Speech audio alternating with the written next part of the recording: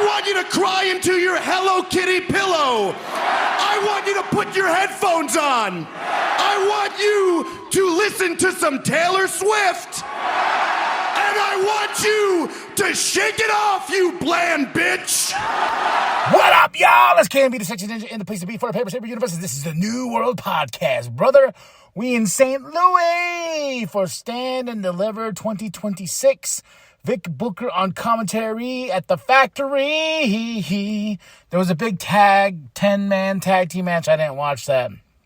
I don't know who won. I wanted to get to the nitty-gritty, the meat of the show.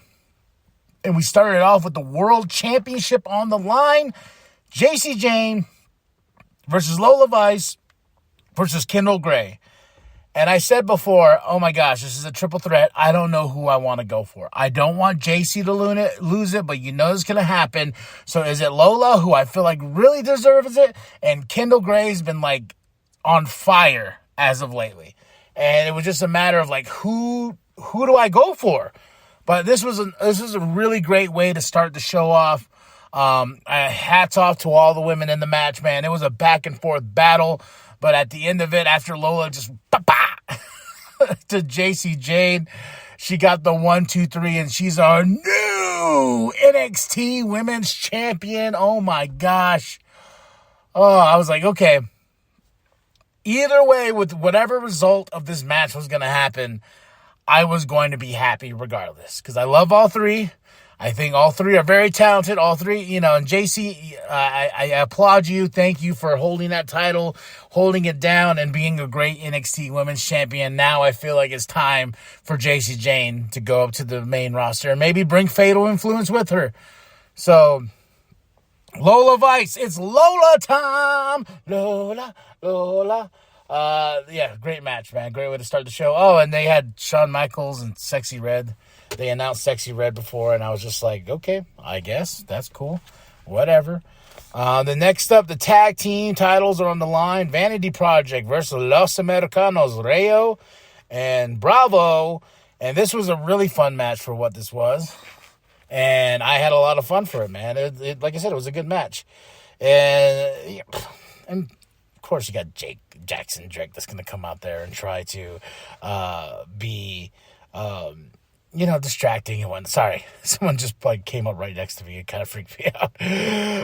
But Jackson Drake was trying to help his boys in the Vanity Project, even though they're all part of Vanity Project. But they did help. Well, got enough help to where they did beat Los Americanos, Rayo, and Bravo. I felt like this should have gone to Birthright, but I understand. What's funny too is I was like, they're bad guys, and they're bad guys. So it's bad guys versus bad guys. So why couldn't you do Birthright to face VP and get the tag team titles? I don't know.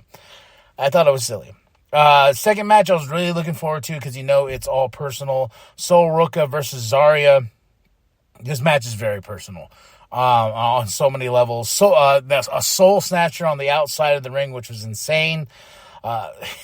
And that other soul snatcher that Zarya kicked out of, I was like, holy shit, she is a monster and she is a beast. But Soul was the one to stand tall above it all after this really great match. And I can tell in Soul's face that she was devastated that she had to beat her friend.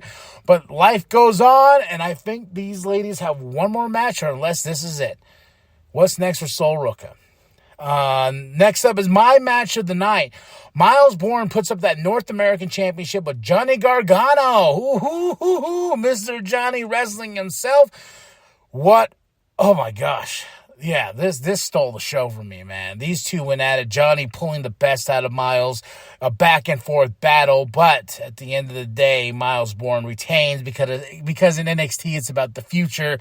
And you know that Johnny Gargano wanted to give this match its all and just pull Miles to the next level, which I feel like he did. Then after Miles gets the win, it's a beatdown by Dion from Dark State.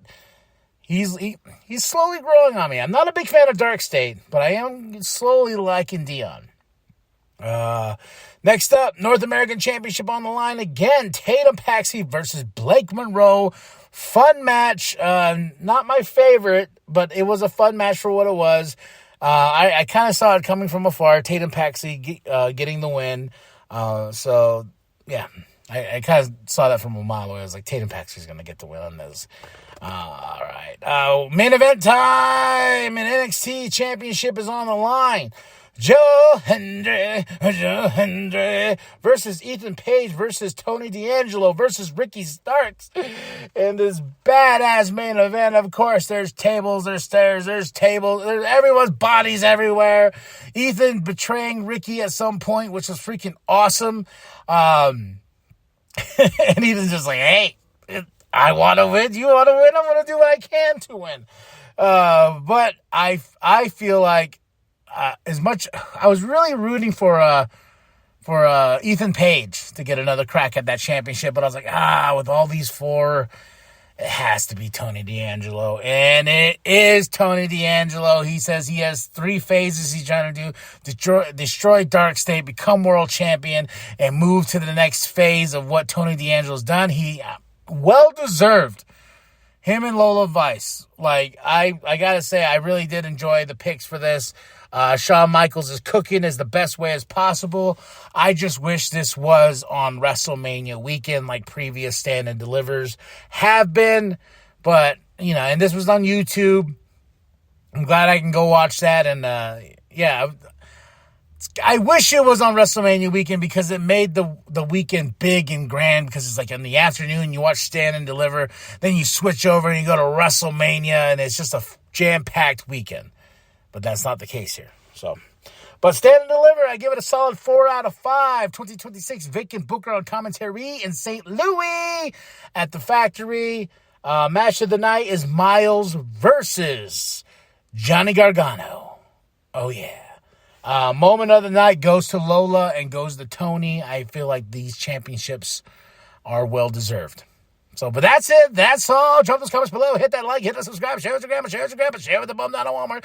I am KMB the Sexy Ninja. And remember that the New World Podcast is for life, brother. Nobody likes you, Vic. Nobody. What are you trying to say? You just heard what Fallon Henley said. I didn't hear because I'm doing my job. I'm not worried about everyone else around me.